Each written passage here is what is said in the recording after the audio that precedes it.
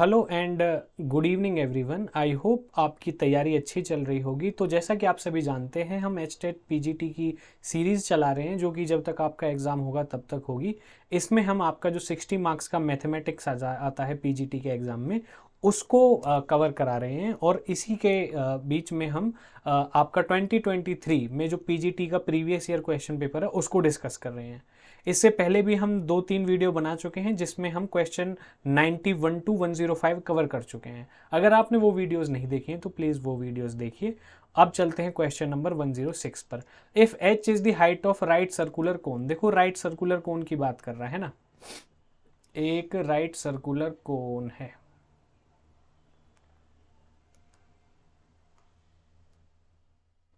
एक right circular cone है, उसकी क्या बात कर रहा है कि आपको हाइट गिवन है। ये हाइट गिवन है आपको, है ना, ये एच गिवन है। तो ये रेडियस हो जाएगी, ये स्लांट हाइट हो जाएगी।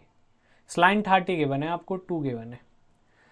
अब वो पूछ रहा है कि ग्रेटेस्ट वॉल्यूम क्या होगी। ग्रेटेस्ट वॉल्यूम ऑफ कोन की बात कर रहा है। Greatest volume of cone, greatest volume of cone की बात कर रहा है। अब ग्रेटेस्ट वॉल्यूम ऑफ कोन में कहने का मतलब ये है, सबसे पहले तो वॉल्यूम का फॉर्मूला क्या होता है कोन का, 1/3 पाई आर स्क्वायर एच होता है। अब यहाँ पे मैक्सिमम मिनिमम का कॉन्सेप्ट लगेगा जिसमें हम डेरिवेटिव भी निकालते हैं।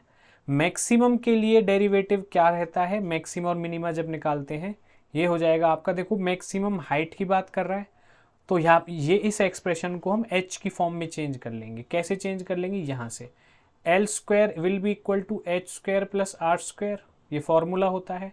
एल का स्क्वायर 4 हो गया, 2 का स्क्वायर 4, और यहाँ पे आर स्क्वायर की वैल्यू आ जाएगी 4 minus H square is equal to R square. R square की वैल्यू मैं पुट कर देता हूँ यहाँ पर, 1/3 पाई आर स्क्वायर की वैल्यू है 4 माइनस एच स्क्वायर, बाहर h ऑलरेडी है। इसको और आगे सॉल्व करूँगा तो 1/3 पाई 4h माइनस एच क्यूब। अब हमारे पास जो वॉल्यूम है वो h की फॉर्म में आ गई। तो अब हम क्या करेंगे, मैक्सिमा निकालने के लिए, मैक्सिमम वॉल्यूम की बात कर रहा है, हम dv/dh निकालेंगे। dv/dh निकाल के 0 के इक्वल पुट कर देंगे। So let's integrate equation 1। तो ये आ जाएगी आपकी dv/dh, 1/3 पाई तो आपका कांस्टेंट रहेगा, 4h का जो डिफरेंशिएशन है 4 और h क्यूब का 3h स्क्वायर। अब इसको मैं 0 के इक्वल पुट कर दूंगा अगले स्टेप में। अब मैं इसको 0 के इक्वल पुट कर देता हूँ, 1/3 pi 4 minus 3h square is equal to 0। 1/3 pi right hand side में जाके 0 बना देगा, 4 minus 3h square is equal to 0, और 4 is equal to 3h square, और h की वैल्यू आ गई 4/3 ऊपर पूरे के रूट, ये आ जाएगा 2/√3। ये पॉजिटिव ही रहेगी बिकॉज हाइट हमेशा पॉजिटिव होती है। तो आपका आंसर हाइट कितनी आ जाएगी, 2/√3 मीटर। ये रहा ऑप्शन नंबर ए आपका करेक्ट आंसर हो जाएगा। अगर समझ में आए तो प्लीज़ वीडियो को लाइक ज़रूर करें। चलते हैं अगले क्वेश्चन पे। If a function is represented parametrically by the equation then उसकी डिफरेंशियल इक्वेशन क्या आएगी, ये पूछ रहा है आपसे। देखो पैरामीट्रिक का मतलब क्या होता है, देखो x भी t की फॉर्म में है, y भी t की फॉर्म में है, और t is a parameter here. So ये जो x और y का जो फॉर्म है फंक्शन का, वो एक पैरामेट्रिकल फॉर्म में दिया हुआ है जहाँ पे t एक पैरामीटर है। अब इसमें हम क्या करेंगे और कैसे हम निकालते हैं, देखो क्वेश्चन में dy/dx दिया हुआ है। dy/dx कैसे निकालते हैं हम, dy/dx हम निकाल सकते हैं dy/dt divided by dt over dx, या dx/dt कर लो। dy/dt ऐसे करो, dy/dx dy/dt और dt/dx ऐसे निकाल सकते हैं ना। तो dy/dt कहाँ से निकालेंगे, इसको डिफरेंशिएट करके। dt/dx कहाँ से निकालेंगे, dt/dx, ये dx/dt निकाल लो, वो यहाँ से निकल जाएगा। ठीक है, तो मैं अब dx/dt निकाल लेता हूँ पहले, dx/dt निकालूंगा तो ये क्या हो जाएगा मेरा, मैं इसको पहले अलग अलग करके लिख लेता हूँ गिवन फंक्शन को, फिर मैं निकाल दूंगा। पहले मेरे पास x is equal to 1 plus T divided by T cube है, यही है ना, टी क्यूब, यस। अब मैं इसको ऐसे भी लिख सकता हूँ 1/t³ प्लस 1/t²। अब dx बाई डी टी कितना हो जाएगा, ये हो जाएगा आपका t, अगर मैं ऊपर ले जाऊं तो t रेज टू पावर -3 हो जाएगा, तो -3 t raise to power -3 -1, 1/t² का क्या हो जाएगा, मैं ये डायरेक्ट ले जाऊँ -1/t², और आगे इसको मैं सॉल्व करूंगा तो हो जाएगा -3 divided by T raise to power -4, और नीचे क्या आ जाएगा यहाँ पे -1/t²। ठीक है जी, ये ऊपर -4 था और नीचे आके प्लस ही हो जाएगा, तो हमारे पास ये आ जाएगा -3/t raise to power 4 -1/t²। Okay, LCM भी लेना चाहें तो t raise to power 4 -3 -t², इतना आ गया। क्या आ गया, dx बाई डी टी। अब इसी तरह से हम क्या निकाल लेते हैं, dy बाई डी टी निकाल लेते हैं।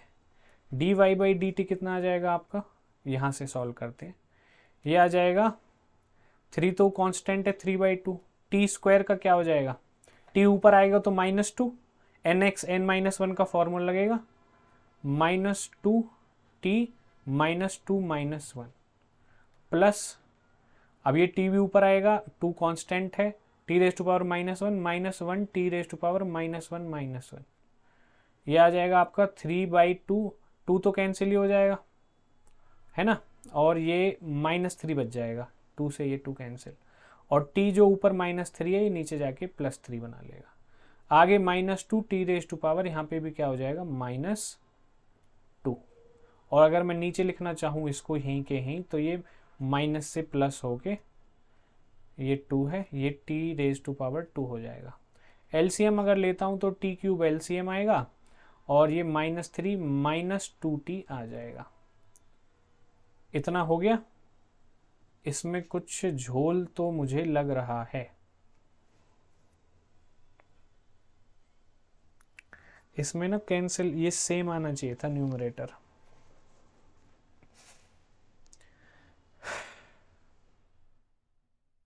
देखिए इसमें ना न्यूमरेटर सेम आना चाहिए था हमारा, एक बार सॉल्व करके देख लेता हूँ प्रॉपर तरीके से। y इज इक्वल टू है 3/2 t रेज टू पावर -2, ये 2 t raise to power -1, dy over dt कितना आ जाएगा, 3/2 -2t -3 2 -1 t raise to power -2, आगे सॉल्व करूंगा 2 से 2 कैंसिल, -t तो नीचे चला जाएगा, 3 आएगा ऊपर, -3/t का क्यूब मल्टीप्लाई है, ये हुआ था यहाँ पे ना, ये प्लस में है, सॉरी ये प्लस में है भाई,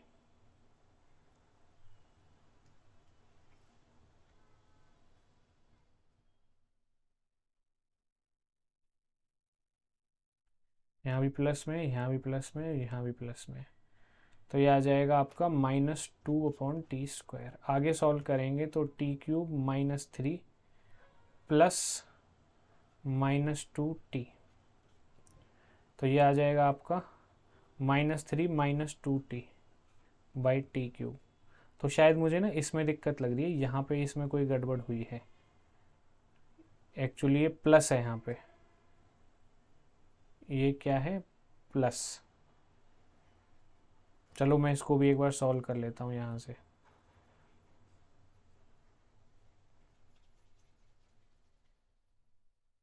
इसको भी एक बार सॉल्व कर लेते हैं।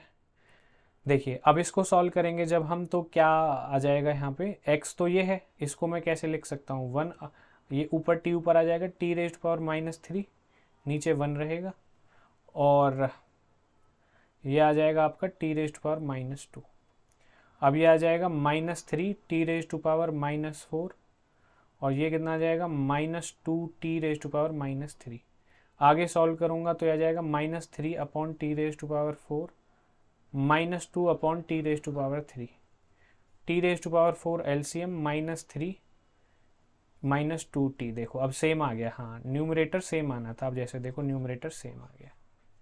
ओके, अब dx बाई डी टी है, dx बाई डी टी है, अब यहाँ पे dt बाई dx लिखना है, क्योंकि मुझे dy बाई डी एक्स चाहिए, तो मैं इसका उल्टा कर दूंगा, इसको पलट दूंगा और इसमें वैल्यू पुट कर देते हैं, है ना। तो dy बाई डी एक्स क्या हो जाएगा, इसको पलट दो, t⁴ डिवाइडेड बाई -3 -2t, और dy बाई डी टी कितना आया, इतना आया, -3 माइनस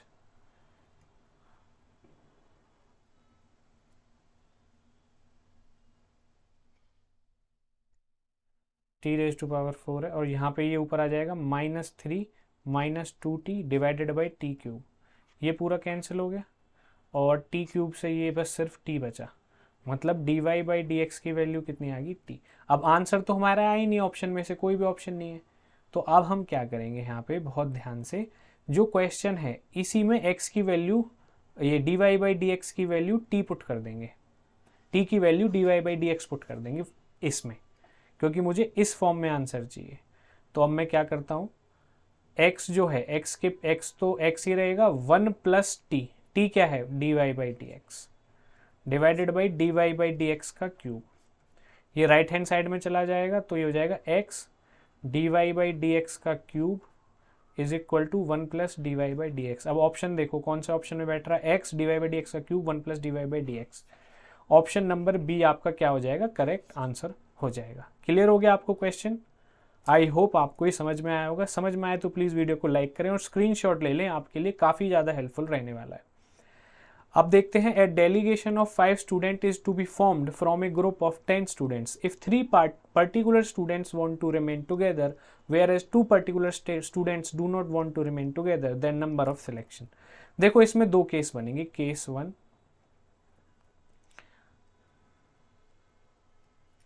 केस 1 क्या बनेगा, देखो 10 स्टूडेंट हैं उनमें से हमें 5 लोग सिलेक्ट करने हैं, और 3 लोग ऐसे हैं जो ये कह रहे हैं कि भाई हम एक साथ आएंगे। तो पहला तो केस ये है कि 3 जो एक साथ आने वाले थे उनमें से तीनों सिलेक्ट कर लिया हमने, 3C3, और टोटल सिलेक्ट कितने करने हैं, 5 स्टूडेंट सिलेक्ट करने हैं, 3 तो सिलेक्ट कर लिए, अब कितने बचे, 2।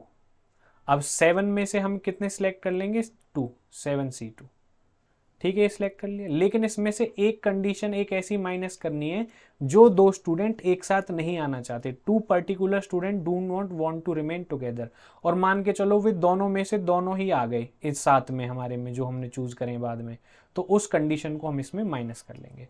अब 3C3 कितना होता है, 1 मल्टीप्लाई 7C2 कितना होता है, 7C2, तो ऊपर हो जाएगा 7 फैक्टोरियल, नीचे 5 फैक्टोरियल, ऊपर कितना हो जाएगा 7 फैक्टोरियल, नीचे 5 फैक्टोरियल, और मल्टीप्लाई बाई 2 फैक्टोरियल, यहाँ पे 2C2 भी कितना हो जाएगा, 1। तो 7 फैक्टोरियल को मैं लिख सकता हूँ 42, और नीचे 2 आ जाएगा, कितना हो गया ये 21 माइनस 1 20 हो गया आपका, ये 20 वेज आ गए। अब केस 2 और देख लेते हैं, केस 2 में क्या होगा। अब वो देखो तीनों वो स्टूडेंट हमने इंक्लूड कर लिए थे पहले जो कि एक साथ आना चाहते हैं, अब मान के चलो इन तीनों में से कोई भी नहीं लिया हमने अब की बार, तो 3 तो यहाँ पे हटा दो, तो बचे कितने, 7। तो 7 में से अब कितने स्टूडेंट लेने, हमें 5 स्टूडेंट ही तो सिलेक्ट करने, कर लिए सिलेक्ट। अब इसमें वो कंडीशन भी तो आ गई, वो 2 बच्चे भी तो आ गए, वो 2 बच्चे भी तो आ गए जिनको क्या करना है, एक साथ नहीं रहना है, जिनको एक साथ नहीं रहना है। अब देखो 5 बच्चे तो मैंने ले लिए, 5 बच्चे तो मैंने ले लिए, अब बच कितने गए, 5 स्टूडेंट ही तो बच गए, हाँ या ना। अब जो हमने 5 सिलेक्ट करें, इसमें वो पॉसिबिलिटी हमें हटा देनी जिसमें वो 2 बच्चे आए जो एक साथ नहीं रहना चाहते, तो ये मैंने माइनस कर दी। 5C5 करेंगे कितना आ जाएगा, 42, चलो मैं पूरा प्रॉपर ही लिख लेता हूँ। 7C5 का मतलब क्या होता है, 7 factorial divided by 7 minus 5 2 factorial 5 factorial, minus 5C2 का मतलब 5 factorial, 5 minus 2 3 factorial multiply by 2 factorial. अब मैं इसको सॉल्व करूंगा 42/2, अब मैं इसको सॉल्व करूंगा 20/2, ये हो जाएगा 21 माइनस 10 कितना हो गया 11, 20 प्लस 11, ये 20 वेज, ये 11 वेज, कितना आ गया 31 वेज, कितना आ गया 31 वेज। तो आपका 31 वेज ही क्या हो गया, आपका करेक्ट आंसर हो गया। ठीक है, तो चलिए आज के लिए इतना ही। प्लीज़ वीडियो को लाइक करें, चैनल को सब्सक्राइब करें for these type of interesting videos, और हमें हेल्प करें हमारी यूट्यूब जर्नी में। मिलते हैं आपसे अगली वीडियो में, तब तक के लिए take care and bye bye.